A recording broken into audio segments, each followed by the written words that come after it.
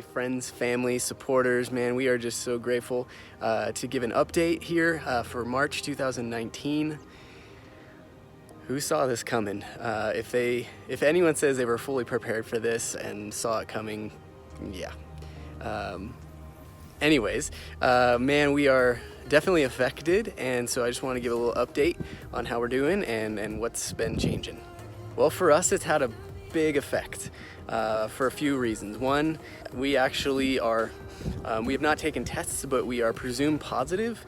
Just long story short, we were exposed and had the symptoms, and it was very mild for us, but we've definitely been self-quarantined for the last week and a half and will be for another week or so.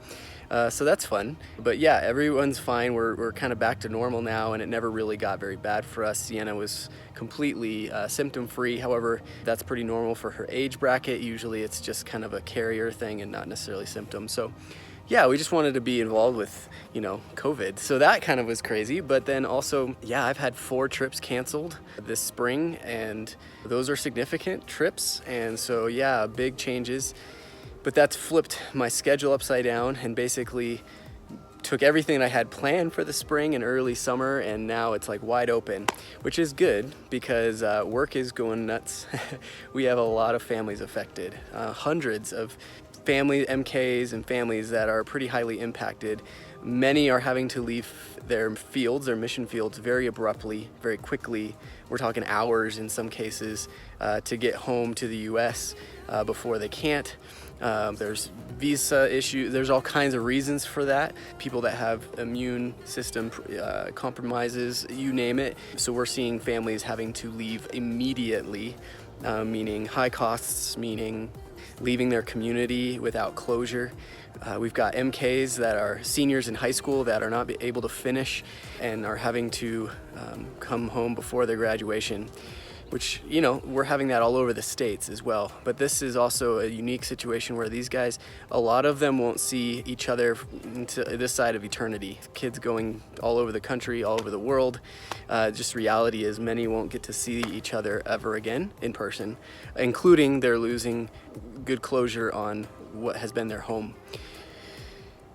So it's really hard, and they're coming home to a place that's not their home, and it's in a crazy pandemic situation. And so a lot of emotion, a lot of challenges. We have families that are, coming home for home assignment or furlough, very unexpected. That comes with a lot of challenges. Car, where to live, all of those things that, like, normally for a home assignment you plan for a good amount of time in advance so you can get those things planned out. Well, they're having to do that in a scramble situation. We're seeing MKs that are in college here in the States that are, school being closed, but they don't have any place to go really. And so they're having to be on campus, and a lot of schools are thankfully giving them waivers to be able to stay in the dorm, but it's isolating and completely, lonely, being like some of the only ones on campus.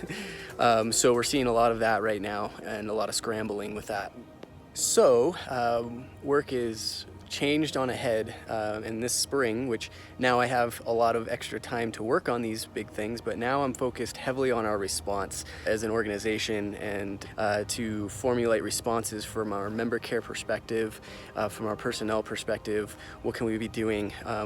We weren't prepared for this. I wish we could say that, but we have now got the charge to make responses and build them and create things that our families need desperately. And that's everything from the logistical stuff, places to live and all of that, but it's also the emotional, it's the debriefing, it's the helping them process and walk through and get them the help they need for that.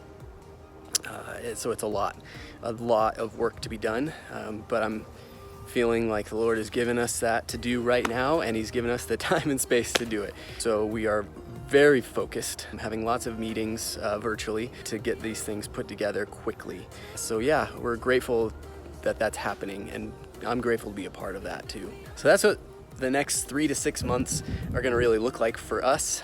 Preparing, we've got summer events that are still on, but we're waiting to kind of see how that's going to go. But yeah, if you could be praying for us, lots of innovation, wisdom, all of that is needed right now. Other than work, we're having a lot of family time. We're enjoying that, enjoying our new home. Like, that's a huge blessing, getting to be home. Been doing a lot of work projects in the spare time, so it's been fun in that sense. But yeah, we could really use your prayer as we work and focus heavily on these things. Man, we're so grateful for you. I know this is a really hard time on a lot of people, and we're really grateful for those who are sticking with us support-wise as they can. And when you can't, we totally understand that. But we're grateful for those that are still behind us through this time specifically. We know there's a lot of sacrifice going on. So we love you guys. Thank you so much. And we would love to keep connected.